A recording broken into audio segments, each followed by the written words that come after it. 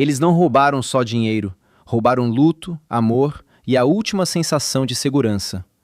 As vítimas tinham idade para reconhecer mentiras, mas essas mentiras vinham usando vozes que pareciam família.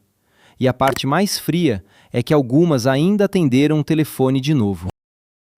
Número 10. O golpe da loteria de Maryland, de Keno Romário Brown. A carta diz que você ganhou. Logo depois vem o sinal de alerta. Para liberar o prêmio, é preciso pagar antes impostos ou taxas, por cheque ou transferência. Esse é o golpe da loteria com taxa antecipada. E no Tribunal Federal de Maryland, ele levou Keno Romário Brown, de Hyattsville, para a prisão. Brown tinha 26 anos. Usando correspondência e comunicações eletrônicas, ele mirava idosos em todos os Estados Unidos com falsas promessas de loterias e sorteios. O prêmio era a isca. O pagamento adiantado era o verdadeiro negócio. Mais de 100 idosos foram lesados, e os prejuízos passaram de 775 mil dólares. Brown foi condenado em 12 de março de 2020 e recebeu a sentença em janeiro de 2021. 8 anos em prisão federal. Nenhum cheque de loteria estava a caminho. O único dinheiro real era o que as vítimas colocavam no envelope e enviavam para fora. A seguir, a mesma armadilha da taxa antecipada sai dos prêmios falsos e entra nos relacionamentos falsos. Número 9. O esquema de romance loteria do Arizona, de Sherwin Benjamin Belinfanti. Em 20 de maio de 2026, Sherwin Benjamin Belinfanti, também conhecido como Iceman, se declarou culpado em um tribunal federal do Arizona. Segundo os promotores, o cidadão jamaicano havia sido extraditado para os Estados Unidos por um esquema de loteria e romance que tinha como alvo uma moradora idosa do Arizona. O funcionamento era direto e cruel. A vítima recebia instruções para enviar dinheiro pelo correio dentro dos Estados Unidos e fazer transferências para diferentes intermediários, enquanto os envolvidos mantinham a pressão com flores entregues na casa dela e mensagens de amor anexadas. Esse é o sinal. Não era apenas uma falsa promessa de prêmio. Era uma promessa de prêmio usada para prender a vítima emocionalmente, enquanto o dinheiro circulava. A camada romântica não tornava a fraude mais branda, tornava a retirada do dinheiro mais fácil. O próximo caso mostra a mesma jogada, só que com um pedido de pagamento mais rápido e quase nenhum espaço para respirar. Número 8. A fraude romântica de Solomon Egoza Wilfred, em Coon Rapids. 400 pacotes. Não era romance. Era uma engrenagem de fraude passando pela porta de vítimas. Uma entrega de cada vez. Em Coon Rapids, no Minnesota, Solomon Egoza Wilfred usava identidades falsas para manter a pressão sobre as vítimas. Ele se passava por um diplomata americano de alto escalão e também por uma autoridade militar, mirando principalmente pessoas idosas, muitas vezes sozinhas, presas ao telefone, esperando uma mensagem que parecia pessoal demais para ser suspeita. A operação passou por mais de 400 pacotes enviados por vítimas, caixas acumuladas na porta de casa, encomendas no balcão de envio, volumes seguindo por esteiras de armazém e linhas de triagem. Cada remessa empurrava o golpe um pouco mais fundo. Depois vinham as transferências pelo celular, mais dinheiro, mais urgência, mais uma etapa. Em 17 de novembro de 2023, Wilfred, então com 43 anos, foi sentenciado no Tribunal Federal de Minnesota a 36 meses de prisão. Ele também foi condenado a pagar $1.356.995 em restituição. O sinal de alerta estava bem na frente das vítimas. Um suposto diplomata ou alguém ligado às Forças Armadas, sempre urgente, sempre carinhoso, sempre distante o bastante para pedir mais um pacote, mais uma transferência, mais uma prova de confiança. A porta fechada, a caixa de correio na calçada, a silhueta de alguém desconhecido do lado de fora. Tudo parecia separado, mas fazia parte do mesmo roteiro. 400 pacotes não são romance, são um sistema de entrega para enganação. E, a seguir, o golpe para de esperar pelo correio e manda alguém bater a porta.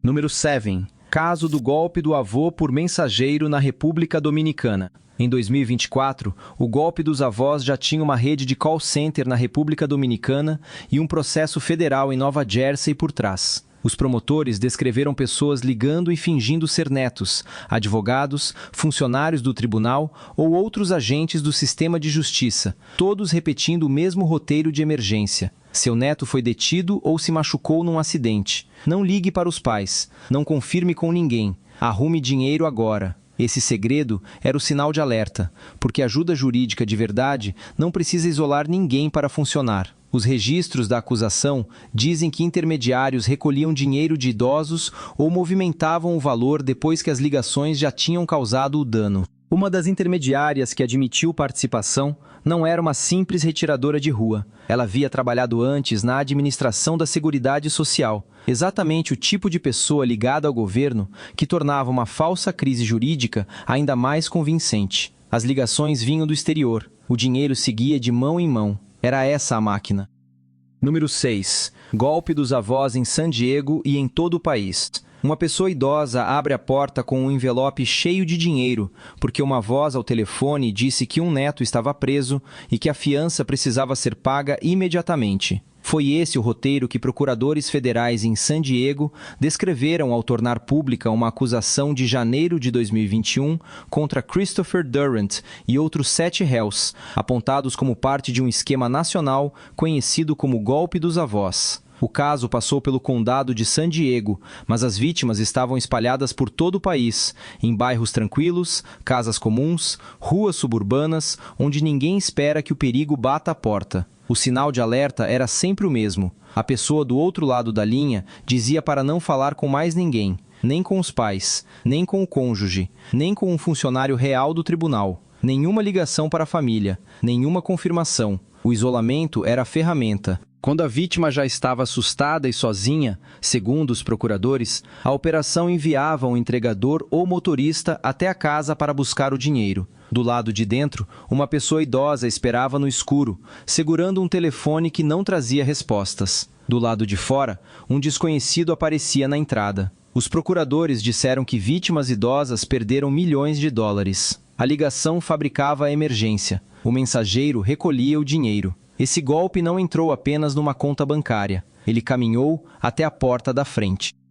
Número 5. A quadrilha de fraude romântica de 8 million US dollars, de Frederick Coomey. Pior ainda, depois que o golpe chega até a porta de casa, o som seguinte é mais baixo. O toque discreto de uma mensagem de namoro que transforma solidão em contabilidade. Daqui em diante, a segunda metade fica mais sombria, porque o alvo já não é apenas um avô ou uma avó assustados por vez. Em um processo federal dos Estados Unidos, em Ohio, datado de 14 de julho de 2026, promotores afirmam que Frederick Coomey, cidadão ganês de 31 anos, ajudou a operar um esquema de fraude romântica que tirou mais de 8 milhões de dólares de mais de 80 vítimas idosas. Segundo o dossiê, ele também usava os nomes Emmanuel Kojo Baobeng e Abu Trika, um sinal de alerta claro de identidades mudando por trás do mesmo roteiro emocional. O suposto método era paciente e íntimo. Fotos de perfil, mensagens em sites de relacionamento, afeto pela internet e, então, pedidos de dinheiro. Era o romance usado como infraestrutura. E o próximo caso transforma essa extração em algo ainda mais implacável. Número 4. Daniel James Boelt, o aspirador humano de Iowa. O próximo sinal de alerta não foi um estranho ao telefone. Foi um homem conhecido, parado na entrada da casa. Promotores federais disseram que Daniel James Boelt agiu contra idosos no interior de Iowa, de Harlan a Council Bluffs, entre 2013. Ele mirava viúvas e pessoas isoladas que precisavam de ajuda perto de casa. A porta de entrada parecia inofensiva. Bicos de serviço, caronas, uma presença amigável. Depois, os favores viraram acesso. Propriedades, veículos, equipamentos agrícolas e dinheiro de banco começaram a sair das mãos das vítimas e a entrar no alcance dele. Uma mulher idosa teve a rotina doméstica e as finanças esvaziadas depois que Boelt se enfiou no dia a dia dela. Eis o sinal vermelho que quase ninguém percebe de início. O golpe não parecia pressão no começo, parecia dependência. Depois que as vítimas perderam centenas de milhares de dólares, os promotores federais o denunciaram por crimes ligados à fraude. Não foi um golpe à distância, foi a proximidade usada como arma. Número 3. O esquema de casamento de John Michael Gatchell em Virginia Beach. A certidão de casamento virou a arma. Em Virginia Beach, na Virgínia, John Michael Gatchell, de 55 anos, declarou-se culpado no dia 18 de abril de 2019, depois que os promotores afirmaram que ele se casou com uma mulher idosa com as faculdades mentais comprometidas e tirou dela quase $157 mil. Não foi um telefonema fraudulento nem uma falsa promessa de prêmio. Foi papel legal usado como disfarce. Gatchell e a namorada de longa data combinaram o casamento e depois usaram o papel de marido para se aproximar do dinheiro da vítima e enfraquecer a capacidade dela de resistir. Esse é o sinal de alerta aqui. O documento parece comum. O poder por trás dele, não. Quando o casamento lhe deu legitimidade, acesso e uma versão mais limpa da história, o desfalque pôde ficar escondido à vista de todos. Número 2. Fraude da Previdência Social por invalidez, de Eric C. Kohn. Eric C. Kohn fazia pedidos de invalidez para serem aprovados antes que alguém fizesse as perguntas difíceis. No leste do Kentucky e na Virgínia Ocidental, o advogado montou um dos maiores esquemas de fraude em benefícios por invalidez da Previdência Social na história dos Estados Unidos. O sinal de alerta estava no padrão. O juiz administrativo David B. Dougherty aprovava processo atrás de processo, enquanto Kohn usava propinas e provas médicas falsificadas para empurrar os pedidos pelo sistema. Médicos forneciam documentos falsos. Dougherty carimbava as aprovações. E Kohn recebia honorários de uma estrutura criada para proteger trabalhadores com deficiência. A fraude veio à tona na década de 2010 e o esquema mais amplo envolveu mais de $550 milhões em benefícios vitalícios por invalidez obtidos de forma fraudulenta. Então o prejuízo caiu sobre quem tinha menos condições de suportar. Requerentes vulneráveis e pessoas com deficiência, incluindo idosos, passaram por revisões, pagamentos suspensos e o medo de perder a renda básica. Avisos de corte, carteiras vazias, remédios por comprar e salas de espera cheias de ansiedade viraram parte das consequências. Kohn removeu a tornozeleira eletrônica, fugiu antes da sentença e mais tarde foi capturado fora dos Estados Unidos. Seus clientes ficaram presos aos escombros. Número 1. Fraude funerária da National Prearranged Services. Uma família entra numa funerária acreditando que cada detalhe já foi pago. O caixão, a urna de proteção, o preparo do corpo, a cerimônia, e então, mesmo assim, a conta chega. Essa foi a traição por trás da National Prearranged Services, uma empresa de St. Louis, no Missouri, que vendeu contratos funerários pré-pagos durante anos, até desmoronar em 2008. Muitos compradores eram idosos planejando o próprio funeral, tentando poupar a família de uma última crise. O dinheiro deveria ir para fundos fiduciários ou apólices de seguro de vida. Segundo os promotores, pessoas de dentro desviavam esses valores por empresas ligadas ao grupo, com Randall Sutton Cassidy entre as figuras centrais. Investigadores associaram cerca de $600 milhões ao esquema, que afetou dezenas de milhares de pessoas. As sentenças federais vieram entre 2013 e 2015, incluindo uma pena de 10 anos para Cassidy. Mais uma promessa de proteção virou uma máquina privada de extração. Famílias pagaram por tranquilidade e receberam uma fatura.